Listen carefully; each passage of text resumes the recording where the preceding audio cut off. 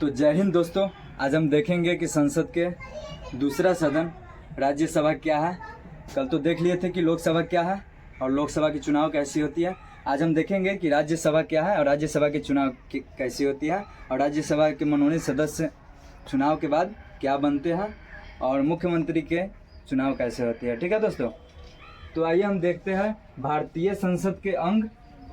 भारतीय संसद के कितने अंग होते हैं? 3। ठीक है, भारतीय संसद के कितने अंग होते हैं? 3। पहला तो लोकसभा और दूसरा राज्यसभा और तीसरा राष्ट्रपति। ठीक है, लोकसभा को ही प्रथम सदन या निम्न सदन कहा जाता है और राज्यसभा को उच्च सदन कहा जाता है। ठीक है, और राष्ट्रपति भारत में राष्ट्रपति के पास ही भारत को का सर्वोच्च पद होता है, लेकिन राष्ट्रपति नाम मात्र के प्रधान होते हैं। भारत के मुख्य रूप कार्यकालिक तौर पे कौन प्रधान होते हैं? प्रधानमंत्री। ठीक है, और राष्ट्रपति नाम मात्र के प्रधान होते हैं भारत में। ठीक, तो आइए हम देखते हैं कि संसद के दूसरा सदन राज्यसभा। ठीक है, संसद के दूसरा सदन राज्यसभा या उच्च सदन। ठीक है, राज्यसभा। तो राज्यसभा 238 सीटों पे इलेक्शन होती है दोस्तों, मतलब चुनाव के द्वारा 238 सीट पे चुनाव होती है और 12 सीट को पे कौन करता है? मनोनीत होता है, मतलब राष्ट्रपति उसको खुद से चुनते हैं। खेल क्षेत्र से, ठीक है, कला क्षेत्र से, सांस्कृतिक क्षेत्र से और 2 अंग्ला इंडियन मतलब विदेश के जो भारतवासी है उनको 2 चुनते हैं। ठीक है, 12 मनोनीत कौन करते हैं? राष्ट्रपति के द्वारा होता है। किसके द्वारा? राष्ट्रपति के द्वारा। ठीक है, राष्ट्रपति 12 लोगों को कौन सी करते हैं? मनोनीत करते हैं राज्यसभा के सदस्य के सीट के लिए और 238 सीटों पे इलेक्शन होता है। ठीक है दोस्तों, तो देखिए सदस्य की न्यूनतम आयु कितनी होती है? राज्यसभा सदस्य की न्यूनतम आयु 30 वर्ष की होती है। ठीक है, राज्यसभा सदस्य की न्यूनतम आयु कितने वर्ष की होती है दोस्तों? 30 वर्षों की होती है। ठीक, राज्यसभा के सदस्यों की कार्यकाल कितने वर्ष की होती है दोस्तों? 6 वर्ष की होती है। प्रत्येक 2 वर्ष पे 1/3 सदस्य त्याग पत्र देते हैं। ठीक है दोस्तों, राज्यसभा के सदस्य में प्रत्येक 2 वर्ष पे राज्यसभा के 1/3 लोग प्रत्येक 2 साल पे सेवानिवृत्त होते हैं, अर्थात त्याग पत्र देते हैं। ठीक है दोस्तों, अब आइए देखते हैं आगे कि कानून को कैसे पारित किया जाता है। देखिए कानून को कल भी बताए थे कि कैसे पारित किया जाता है, आज भी इसमें बता रहे हैं। ठीक है, क्योंकि कल भी तो लोकसभा एवं राज्यसभा के सदस्यों के द्वारा मिल के ही कौन सी कानून पारित किया जाता है। देखिए मान लीजिए कि कोई कानून पारित करना है तो उसको कहाँ भेजेंगे?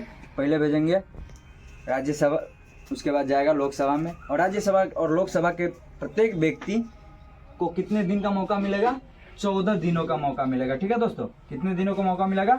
14 दिनों का। 14 दिन में अगर वो कानून में कोई संशोधन करना चाहता है कि मतलब बढ़ा घटा सकता है तो वो अपना राय देगा किसको? अपना जैसे राज्यसभा के सदस्य है तो देगा मुख्यमंत्री को और लोकसभा के सदस्य है तो देगा प्रधानमंत्री को। ठीक है, अपना राय देगा। अगर कोई राय नहीं देता है 14 दिन में मतलब कानून पास हो गया। ठीक है, अगर कोई राय नहीं देता है 14 दिन में मतलब कानून पास हो गया। अगर कोई राय देता है तो उसमें संशोधन होगा कोई कानून में। ठीक है, अब देखिए कि संसद के दोनों सदनों में कहा जाता है कोई कानून जाता है। ठीक है, कोई कानून पारित करना होगा तो संसद के दोनों सदनों के स्वीकृति से ही होगा और उसके बाद राष्ट्रपति के पास जाएगा और राष्ट्रपति क्या करेगा? कानून पारित करेगा। ठीक है, अब देखिए पूरे भारतवर्ष में 250 सीट है किसकी? राज्यसभा की, जिसमें 238 सीटों पे क्या होती है? चुनाव होती है और 12 सीट पे राष्ट्रपति द्वारा चयन होता है। अब देखिए बिहार में कितना सीट है? बिहार में 16 सीट है राज्यसभा की और लोकसभा की कितना सीट है? 40 सीट है। और इंडिया में 250 सीट है किसकी? राज्यसभा की और 545 है लोकसभा की। ठीक है, 545 है लोकसभा की। ठीक है, अब बिहार में कितने सीट है राज्यसभा की? 16 सीट है और 40 लोकसभा की सीट है। ठीक है, राज्यसभा की सीट 16 है। तो देखिए राज्यसभा की सीट 16 है। लोकसभा के जीते हुए प्रत्याशी क्या कहलाते हैं? MP कहलाते हैं। ठीक है, मेंबर ऑफ पार्लियामेंट अर्थात सांसद कहलाते हैं। और राज्यसभा के जीते हुए सदस्य क्या कहलाते हैं? विधायक कहलाते हैं अर्थात MLA, member of legislative assembly. ठीक है, ये दोनों मिल करके क्या करते हैं? अगर दोनों मिल करके MP और MLA दोनों मिल करके किसी पार्टी के किसी भी पार्टी के कौन चीज करता है? जिसका बहुमत हासिल होता है, बहुमत वो कौन सी करते हैं? अपना मुख्यमंत्री का चयन करते हैं किसी राज्य में। जैसे बिहार राज्य में कुछ दिन पहले किसका बहुमत था?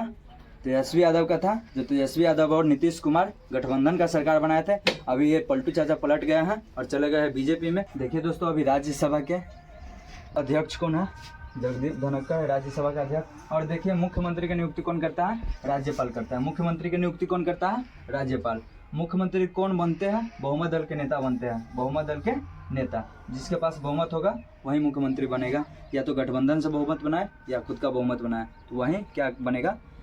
मुख्यमंत्री के पद के लायक होगा। ठीक है, देखिए दोस्तों कि बिहार में तो पलटू चाचा का सरकार है, अभी कभी इधर तो कभी उधर। ठीक है, लेकिन अभी फिलहाल पलटू चाचा की स्थिति उतना बहुत ज़्यादा ख़राब हो गया है। अब की बार लगता है उसका सरकार समझिए नहीं बनेगा। लेकिन एक बात देख लीजिए कि जैसे किसी राज्य में, किसी भी राज्य में अगर राज्यसभा के जो सदस्य होते हैं वो कौन सी कहलाते हैं? विधायक कहलाते हैं। ठीक है, एमएलए अर्थात मेंबर ऑफ लेजिस्लेटिव असेंबली। और किसी भी राज्य में लोकसभा के जो सीट सदस्य होते हैं, लोकसभा के सदस्य, वो कौन सी कहलाते हैं? सांसद अर्थात एमपी, मेंबर ऑफ पार्लियामेंट। ठीक है, कोई किसी भी राज्य में। ठीक है, तो देखिए प्रत्येक राज्य के राज्यसभा के सदस्य अध्यक्ष कौन रहेगा? राज्यसभा का अध्यक्ष उपराष्ट्रपति रहेगा। कौन?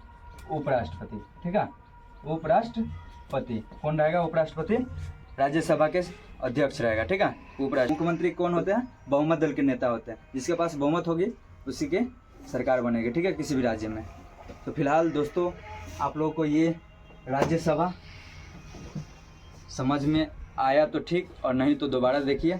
और ये मेरा वीडियो कैसा लगा आप लोग कमेंट में अपना राय ज़रूर दीजिएगा। ठीक है, और आप किसको वोट दे रहे हैं? तेजस्वी यादव को या पलटू चाचा को, जो गांजा पी के पूरे दिन भकुआए रहते हैं, और जिसको ये भी पता नहीं रहता है कि चंद्रयान कब लॉन्च हुआ, और जो यहाँ तक बोल देते हैं कि भारत में 4000 सीट पे चुनाव होगा, उसको कुछ पता नहीं रहता है। यदि आप उसको वोट दीजिएगा तो आपका अंधकार में, भविष्य अंधकार में है। ठीक है, और भी बिहार में बहुत सारे नेता हैं। ठीक है, जैसे चिराग पासवान हो गया, सम्राट चौधरी हो गया। ठीक है, बीजेपी के दिग्गज नेता सब हैं। उसके बाद मनीष कश्यप खराब हुआ था वोट में, निर्दलीय, और वो अभी बीजेपी में शामिल हो गया है। फिलहाल वो पश्चिम बंगाल में क्या कर रहा है, यात्रा पे है। ठीक है, मनोज तिवारी के साथ। तो देखिए आप लोग एक अच्छे नेता की चुनाव कीजिए जो आपको आपके भविष्य को तय करता है। देखिए नीतीश कुमार विगत वर्षों में कुछ बहुत सारे काम अच्छा किया है। ठीक है, देखिए जैसे उन्होंने शिक्षा व्यवस्था में बहुत बढ़िया काम किया, उसके बाद शराबबंदी करवाया, ये भी बहुत बढ़िया काम किया।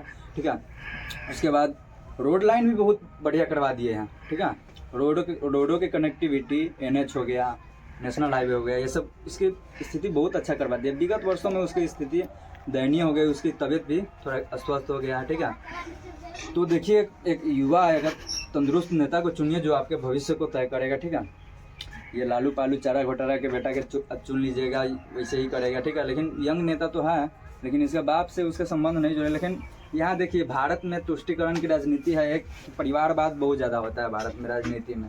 चाहे किसी भी पार्टी को देखिए, परिवारवाद उसमें है ही। ठीक है, इसलिए आप लोग थोड़ा अच्छे नेता को चुनिए। और नेपोलियन कह गए थे कि यदि आपको राजनीति करना है तो धर्म और जात पात, सांप्रदायिक मुद्दे को उलझा दीजिए। नेपोलियन के द्वारा कहा गया था कि यदि आप राजनीति करते, एक महान राजनेता हैं, तो आप सबसे पहले धर्म में लोगों को विभाजित कर दीजिए। ठीक है, हमारा देश जब से आज़ाद हुआ तब से ही धर्म के मुद्दों को लेकर आज तक लड़ते आ रहा है। ठीक है, चलिए आप लोगों को ये सब नहीं जानना है। ये वीडियो कैसा लगा आप लोग कमेंट करके ज़रूर बताइएगा। ठीक है, और इसमें क्या क्या त्रुटियाँ रह जाती है मेरे वीडियो में ये भी बताइएगा। ठीक है, हम सुधारने का प्रयास करेंगे। जय हिंद।